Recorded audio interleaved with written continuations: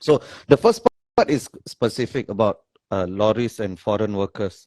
And this has been discussed a lot in the public, and the business sector has pushed back against this, which for a lot of Singaporeans, this is quite common sense, especially as a first world, so-called first world country. We should be doing better in this regard. So that's the first question. What's your first part of the question? What's your opinion on that?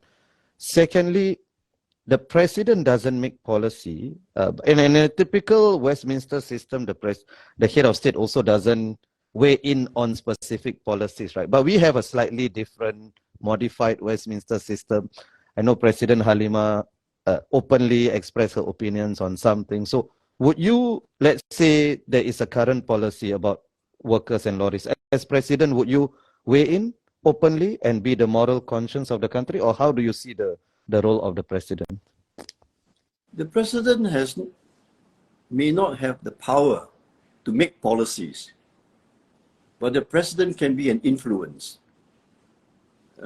Definitely an influence in terms of advising the prime minister or the cabinet. Preferably, I think, behind closed doors, instead of putting pressure on the government. All right. Now, on this matter about ferrying migrant workers in lorries, I think it's ghastly. It is inhumane to do that. We must put people first.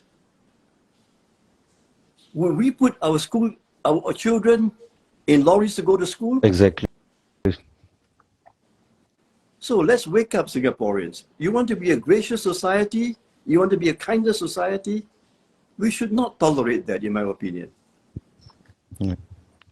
Thank you. Thank you for your strong stand on that. I mean, I completely agree. It's just that I think people are thinking profits first a lot of times, and so, that's the sad people? Part. So yeah, exactly. No, I'm with you. I agree. Yeah. Thank you. I think ghastly is the right word to do that. And it's very interesting. You said it's best for the president to advise behind closed doors. Is that the general approach you would take as president if there are disagreements? Is to be advised, to be settled behind closed doors, and in public, the president and prime minister must be on the same page? Yes.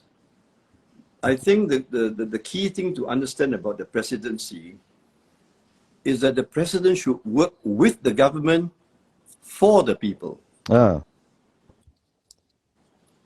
Both words are important, with and for. For the people, but with the government, persuade the government, if necessary, veto the government. Right. But not to make trouble. Because if you make trouble for the government, the country may not be able to function.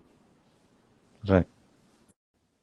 Thank you. I feel like today you have given me so many wonderful quotes, the president should work with the government for the people, right? So not with the government for the government, and not against the government as well. That's not the function of a president, right? Yeah.